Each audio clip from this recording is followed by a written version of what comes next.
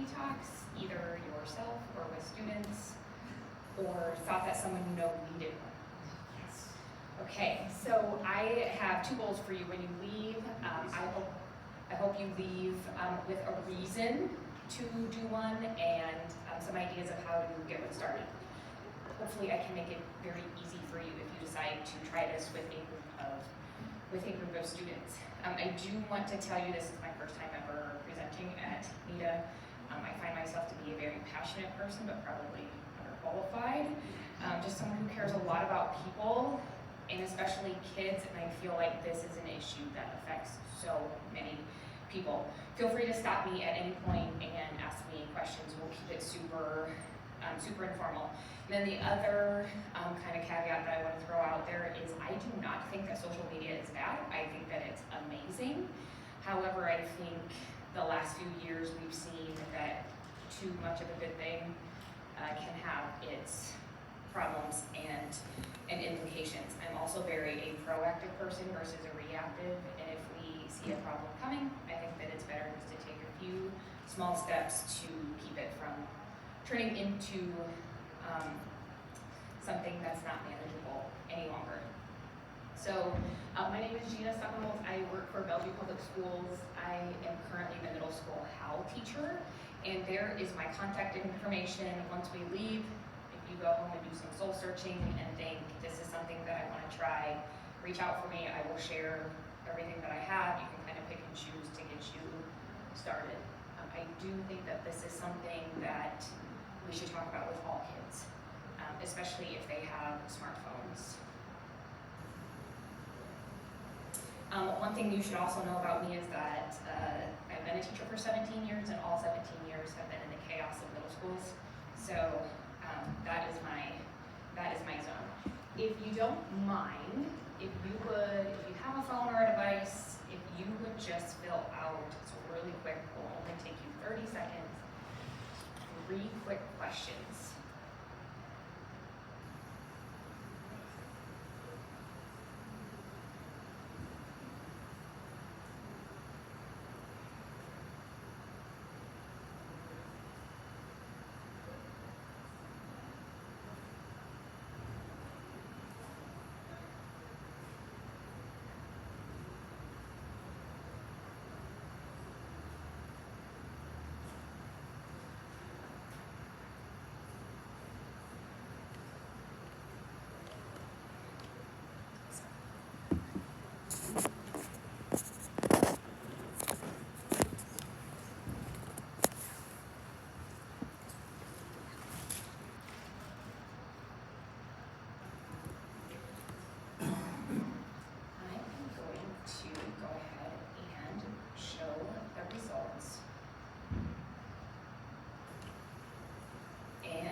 See how, so with 15 responses, so smartphones and devices have made our own personal lives better. We agree with that statement. Smartphones and devices have made life better for kids, the lowest scored, and then society is better because of access to devices, which is interesting because this is exactly how I feel. I feel like this personal device makes my life easier and better, but I look around and I have some concerns about other people. But of course, it also impacts us as well. I just think it's easier to look around and point it out to other people than to do the introspection and see it in ourselves.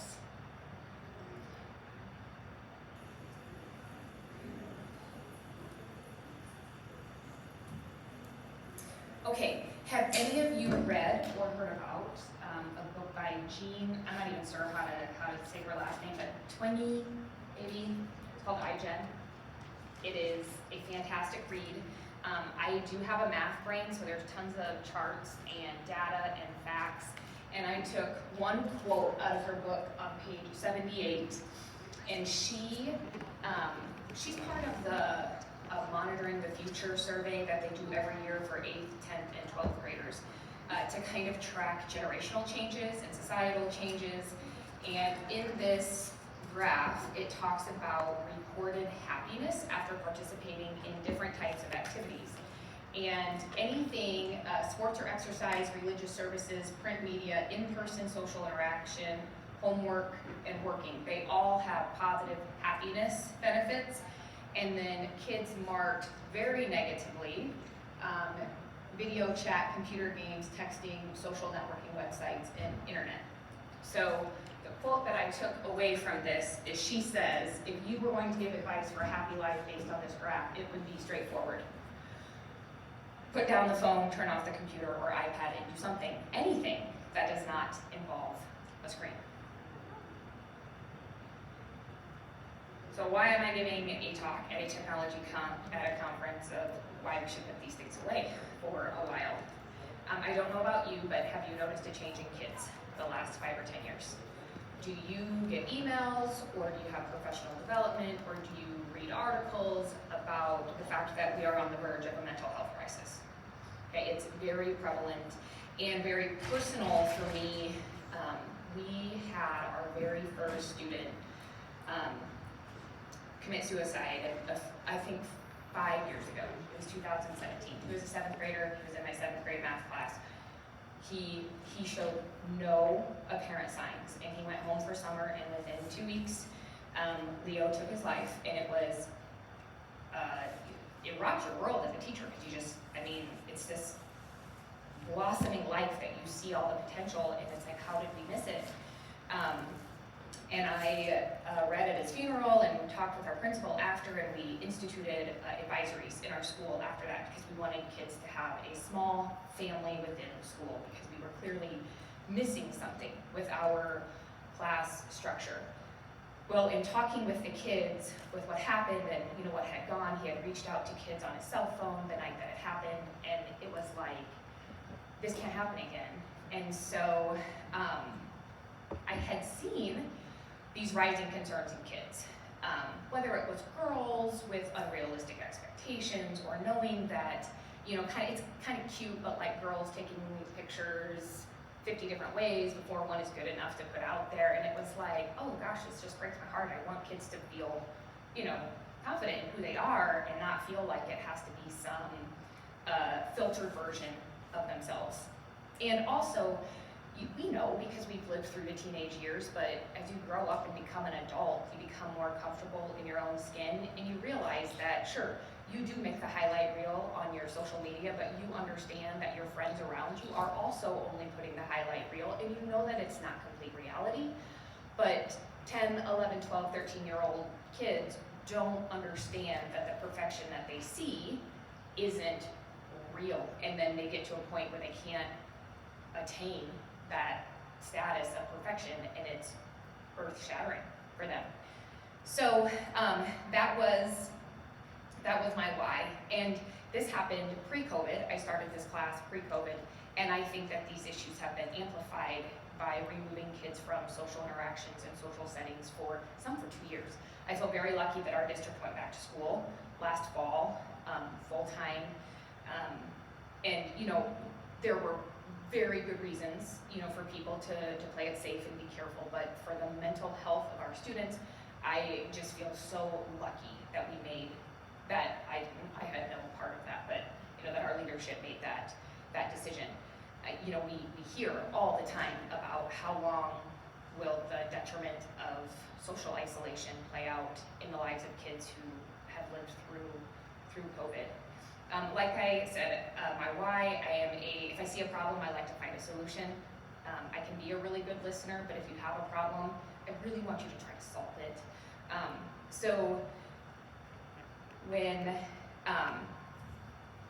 I was, like I said, I was talking to my principal, and I had an idea, and I said, I want to have a class, and I want to teach kids about this, because the more information they have, I think the better decisions they can make. So I walked into his office, and I said, can we rearrange my schedule so that I could open up a block and teach this class? And our schedule allows for a class called Scout Time. It's an elective course. Teachers get to teach things that they are passionate about. So I squished one of my classes together, which opened up a 45-minute class period, and I just asked other teachers, like, can I take kids from your class? And I've never known a teacher who says, no, please don't take kids off my roster. So I took kids off their hands, and it was a small group. It's probably about 15 kids, and We started it second semester, and so I had a group of 15 kids for 9 weeks, and then another group of about 15 kids for the next week. My goal of this course was to make them aware of the research that was coming out, to tell them, what was coming out as the long-term effects of, having an addiction to social media. Just to talk about it, to make them aware, because I don't think that most 12-year-olds read, the Wall Street Journal about the latest scientific research. They just didn't know. I also knew that a lot of them were entering the world of social media during a pivotal time of their brain development. We know that 12 and 13-year-olds are not the best decision makers. There's science behind this. Their frontal cortex is not developed. And so I think as adults we could do a lot to help them on this journey before it's too late, because we know what happens when you start an addiction at a young age. So they let me teach this course. So how did I do it? I'm going to show you some of the things that I did, how I started it, how I modeled it, and then I'll show you some of the things that I used. So we started with a survey, and I am going to show you the types of questions that I asked in this first survey. This was day 1. And I am very much, when I have kids take surveys, I very much encourage them to be honest. Again, I'm not going to share your personal information. I'm not going to go right to your parents and tell. I can't help you if I don't know the truth of where you're at. And so these are some of the questions, and you can see this would have been a combination of responses for 3 different groups that I had, or over 3 different years. I had a group in 2018, a group in 2019, and then a group in 2020. So it's all together. But you can see I asked what types of devices they had access to, if they use social media daily, what social media sites they use. I think that if I did have a class that I was teaching this year, I think TikTok would be over a little further, but I think the rest of them are still probably pretty accurate. Facebook's probably way down. I don't think teenagers really use Facebook anymore. But you can see YouTube, Snapchat, TikTok are probably the top 3. I asked them honestly how many hours a day they spent on social media, and this was obviously concerning to me, that over a quarter of the kids in that class were spending more than 5 hours a day on social media. In my personal opinion, I think that a childhood is better spent doing things other than social media. But this was promising, less than an hour, 20% of kids. And social media isn't bad.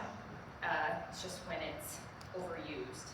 I asked them, based on their personal opinion, how addicted they were to social media, asked them to explain why, whatever they gave, asked what age they opened up their first social media account, if they had parents' permission, asked if their parents monitor their activity. You can see the response to that. If some of them keep online behavior hidden from their parents, gave them another shot to explain. Asked about their perceived safety with online activity. Asked about how online activity has affected their life. Has it made it better? Has it made it worse? And then I asked the question, if you took social media or my cell phone away from me, I would, and it ranged from I would be fine, it wouldn't matter, all the way over to I would die. Okay, so in 7th grade we had 18 kids who didn't think they would be able to function if we took those away. Then look at the next 2 questions, slightly different. The first one, I have heard that social media technology use can have negative consequences. And then the second question is, I believe that social media technology can have negative consequences. So most of them had heard it, a little less actually believed it, and then we had a group of kids who were like, I don't know. And that was a fun question for me because I got to say, well, I'm going to give you some information over the next 9 weeks to make that decision for yourself. Here was a question. So remember, this was 2018, and people were just starting to throw around this new term called social media anxiety disorder, but it was really new. And I asked them if it was possible. Do they believe in the possibility of this new disorder called social media anxiety disorder? asked them about their followers, how they allow people to be their followers or friends, and asked about cyberbullying, and then asked the question, do you feel like being connected online is critical for being a teenager? So that was the very first day. After that, laid out, there were, I think I had 16 or so days, classes, that I filled in with, we did a mixture of articles, videos, challenges, discussions, things to go home and talk about with their family.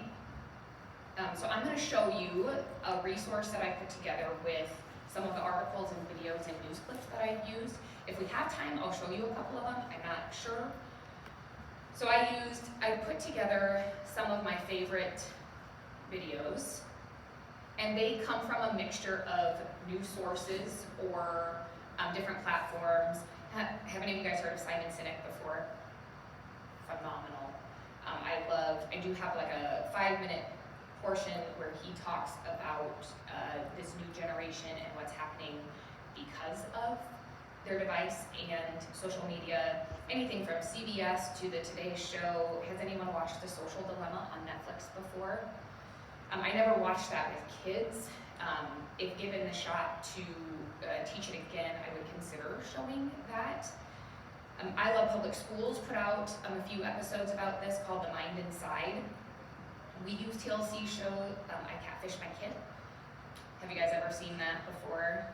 They kind of set kids up. The parents are worried about their kids' online behavior, and so TLC comes in with hidden cameras and they reach out to these young kids, and the kids agree to meet them in parks and at stores, and they give away the fact that their brother's home alone, and all of these things that scare us as adults.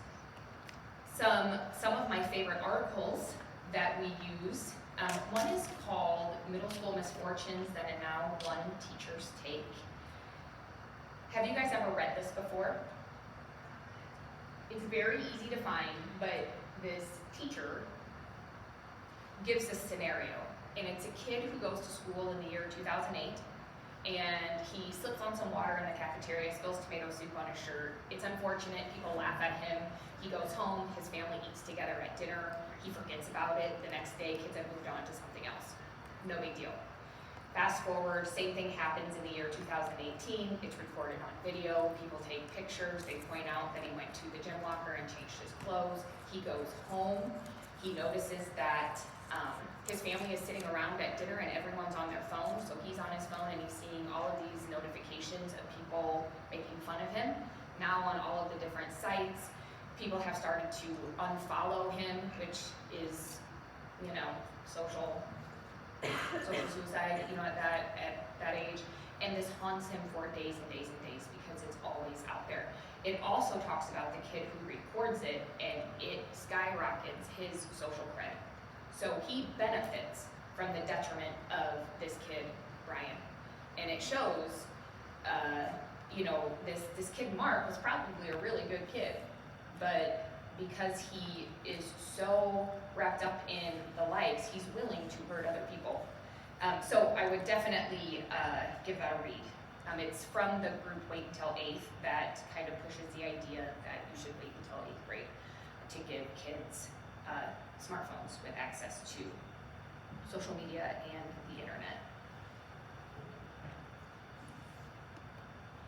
We also we kept a daily journal, and so I organized it by our daily activities. So day one, we took the survey, and then they just responded. They gave me their gut reaction to social media is causing a lot of problems for young people today. They could just be completely honest about this. And then I gave very specific questions based on whatever resource I was using. So the first article we read was How Evil is Tech?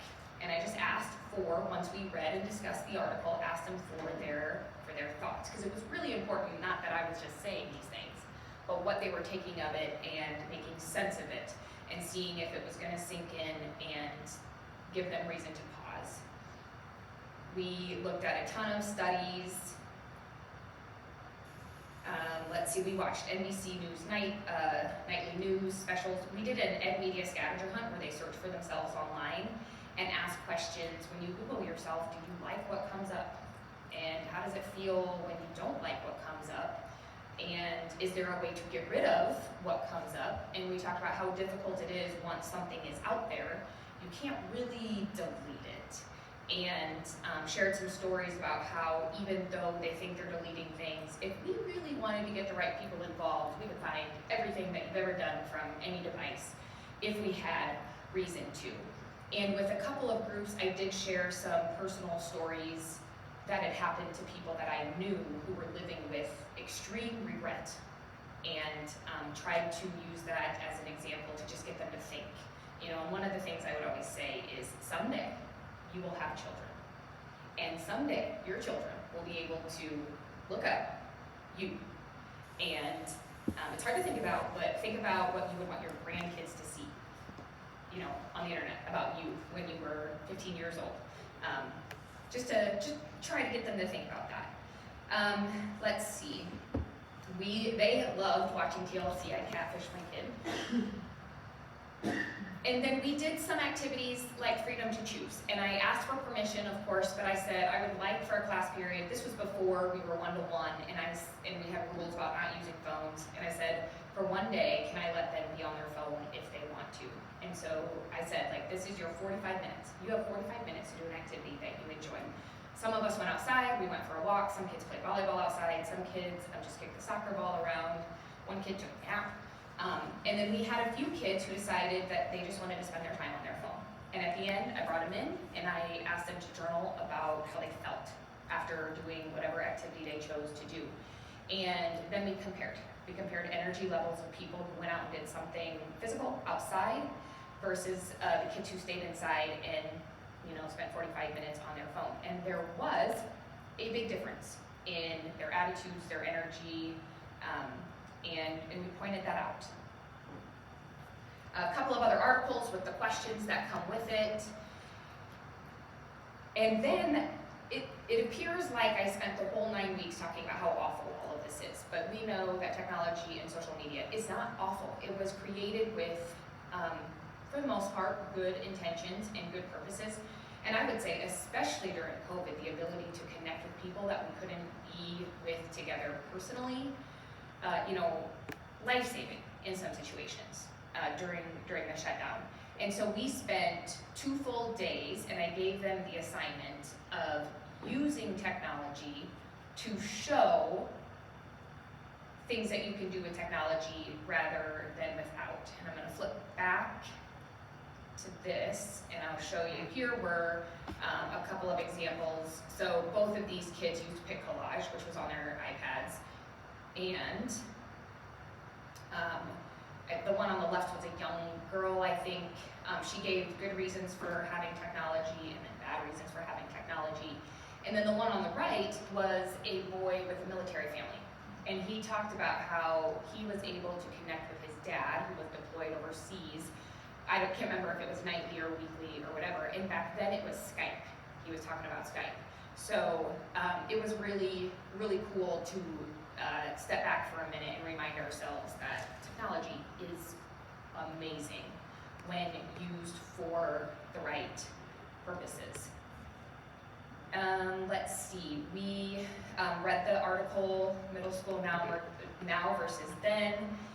We really talked about the data, because if you look at the data of teenage happiness and overall well-being, there is a major turn in 2012. And what happened in 2012, that was a tipping point when half of Americans had smartphone devices in their hands. And so as smartphone sales increased, so did reported symptoms of unhappiness, depression, anxiety, and suicide had been going down, but it has gone up sharply. Interesting fact, since 2012, homicides with children have gone down. Do you want to know why? They don't hang out together anymore. Kids stay home. They're not together in person. So homicides with teenagers have gone down, but suicide has gone up. All right, so, and then we talked a lot about why these things might give us more anxiety. Kids really opened up about the fact that they had anxiety, and we talked about the source of it, or what could be the source of it, what the data and the research is sharing about this. And then last but not least, on one of the last days, I emailed their families and I said, your kid has been learning about this for the last 8 weeks. My challenge for them is to have one family meal that is device free. Because believe it or not, the kids often say that their parents are the worst. And they would say, like, adults yell at us all the time about being on our phones, but my mom and dad are on it way more than I am. They yell at me about putting away my device, but they're always on it. And so I challenged all of them to have one family dinner without TV devices, anything like that. So those were our 15 or 16 days, and then the final week we did, one other challenge that we did besides the family dinner was I asked kids, think about the app that sucks the life out of you and delete it for a week. Like, just delete it and see, how you do without it. So those were the 2 challenges that we did. And then my favorite part of this was our detox. And I was able to connect with a local business, and they gave us 15 flip phones. And so our kids gave up their smartphones. It wasn't a week. It was one time it was from a Tuesday to a Friday. One time it was from a Wednesday, or from a Monday to a Thursday, just kind of depending on our school calendar. And the news actually came out and did a quick little story, so I'll just let you watch about our digital detox that we did. Students recently took a digital detox. They turned in their smartphones for a flip phone. They also gave up gaming and all social media. And today's In the Classroom, we show you why they took this challenge and what happened when they did. How many of you, if your phone goes off in the middle of the night, feel like you have to answer it or respond to it? Most of these 7th graders in Gina Stuckenholt's class admit they are addicted to social media and technology. There's never anybody outside, and so everybody feels inclined just to use their phones all the time. They tracked their phone usage. Some spend 8 hours a day on their device on weekends. As a teacher who has observed changes, Stuckenholt wanted students to hear the startling research. There's definitely an uptick in, mental health issues with our teenagers, whether it's depression, anxiety, even suicide. I'm a very anxious person, so knowing that phones make me more anxious is just scary. 13 students in this class decided to lock up their smartphones. You guys ready? From Tuesday to Friday. I want you to reconnect with the people who you care about most. U.S. cellular retailer Cellular Advantage in Bellevue provided these flip phones. Once these 12 and 13-year-olds learned how to turn on these old-school devices, they were good to go. I just want to spend some time with my family for once. And quite honestly, I'm pretty dang excited. The students got their phones back 3 days ago, so we wanted to know, how did it go without them, and have they noticed a change since then? Let's go check and see what they have to say. I helped coach my little brother's soccer game, which was kind of crazy. Others played outside and ate phone-free meals with family.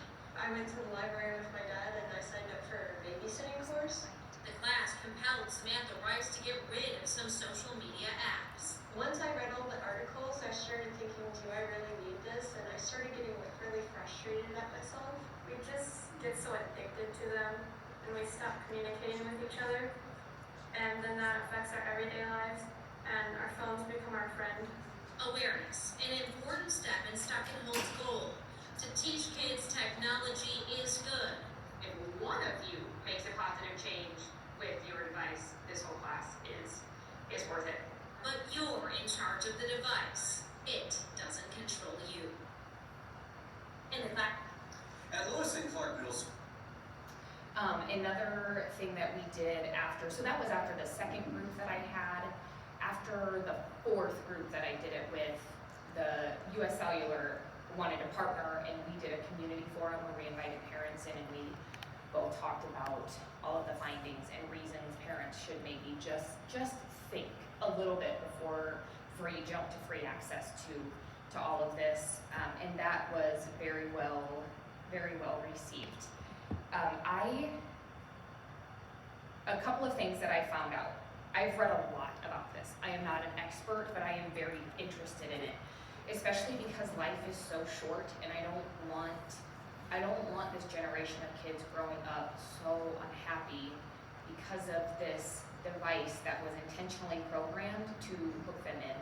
So some of the news articles have ex-employees of these large tech companies who left and started sounding alarm bells and talked about how and why they were created, and they talked about their planning meetings where, they had some of the best psychologists in on these meetings, and they know how the brain works, and they, developed the endless scroll.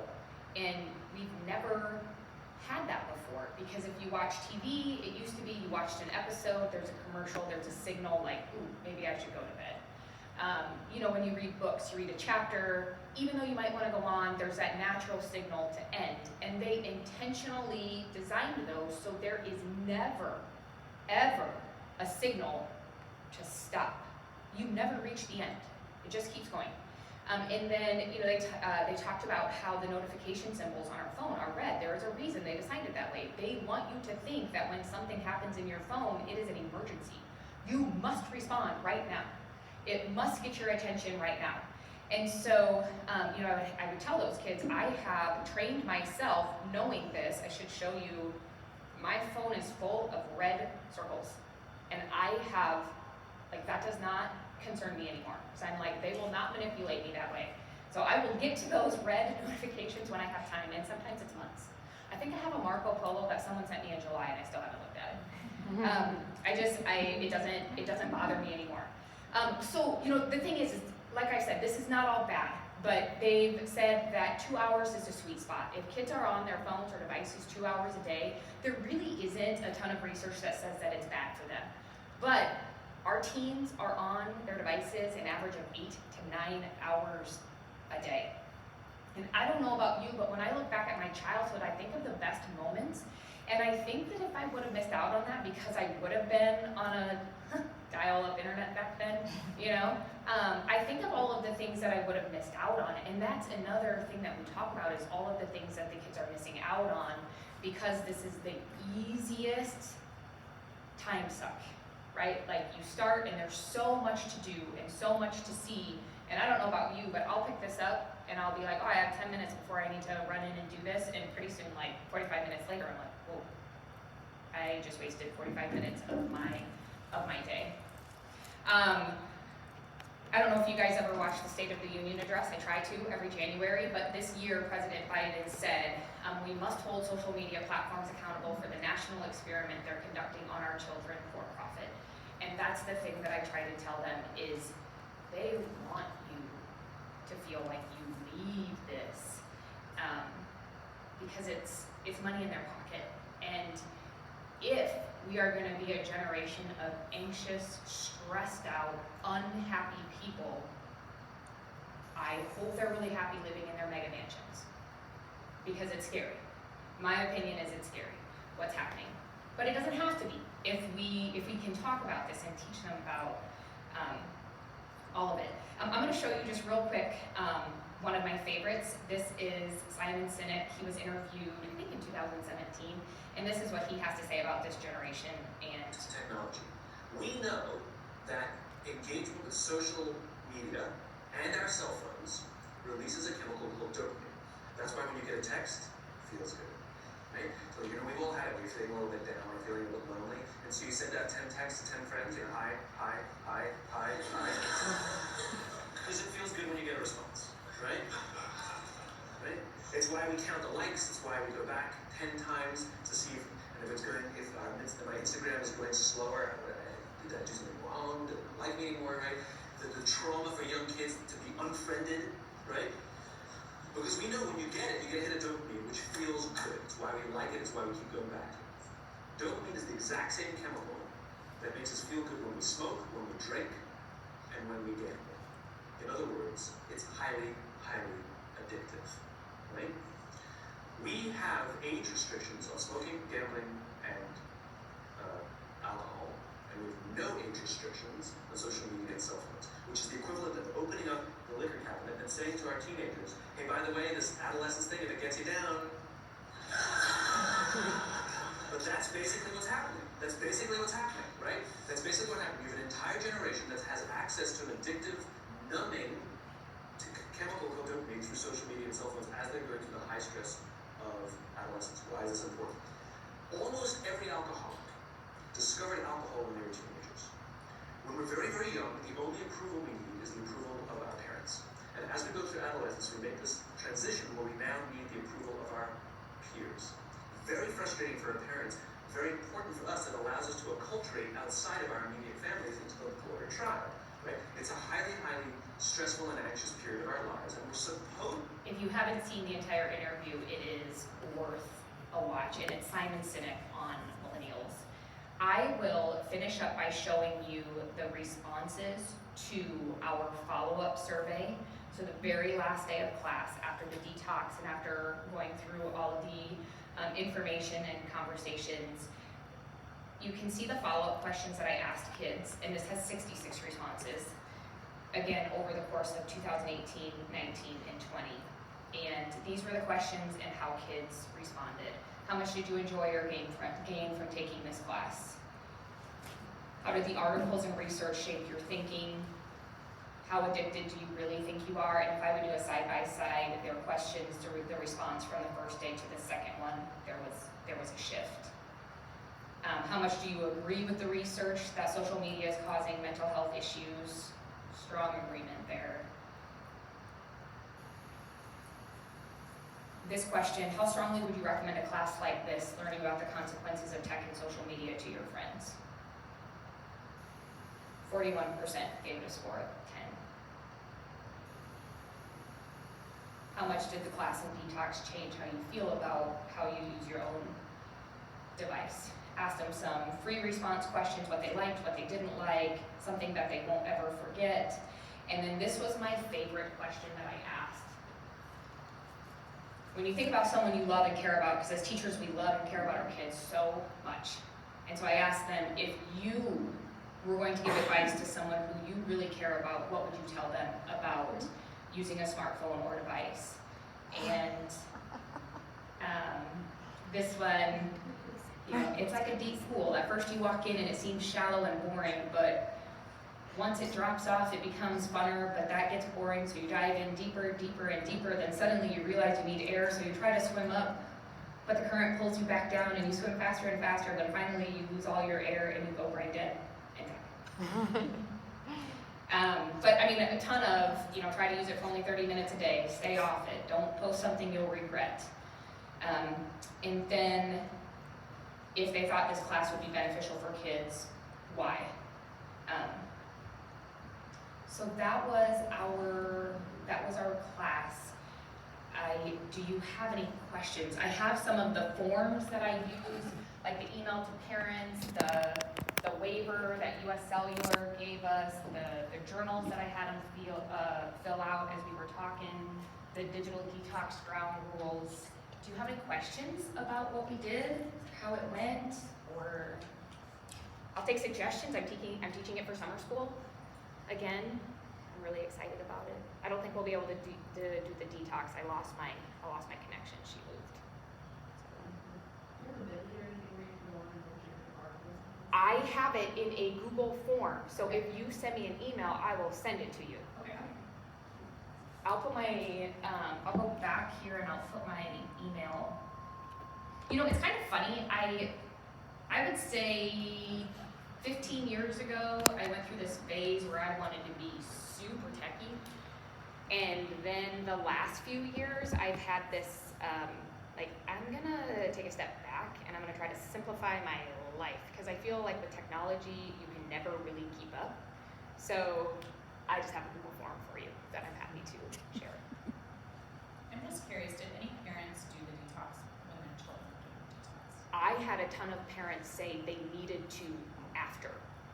but by that time I was done with their kids. You know, their kids were moving on to the next class, but overwhelming positive response. I did not have a single pushback on any of it.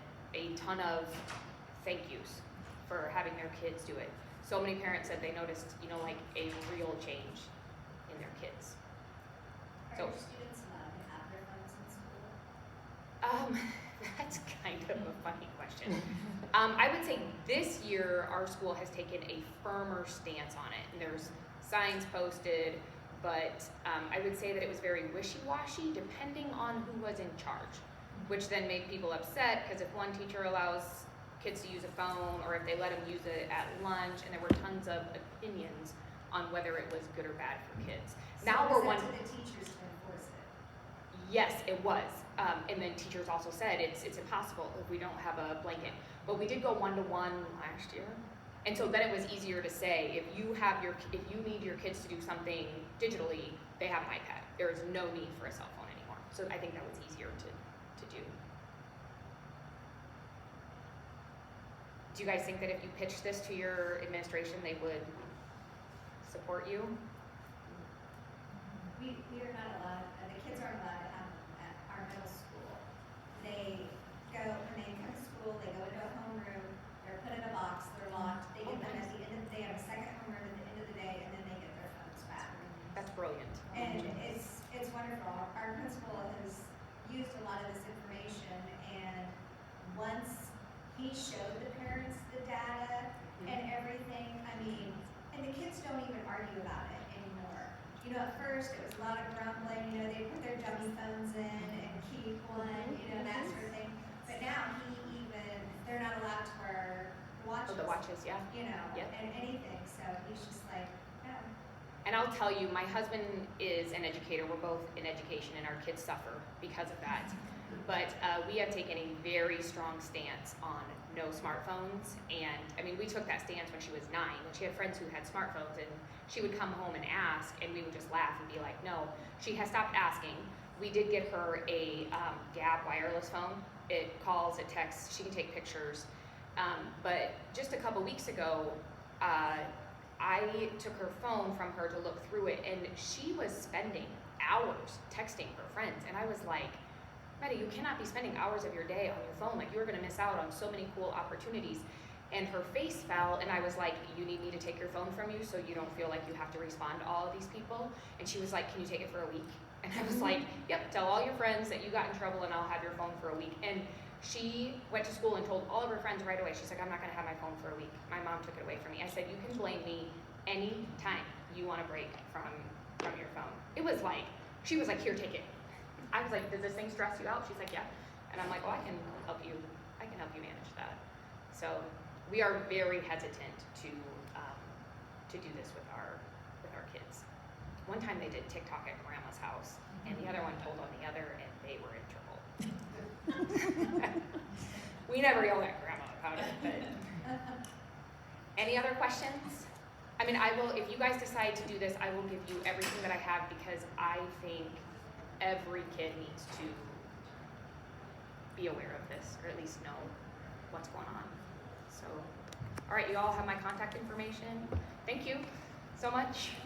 Oh no, we're good.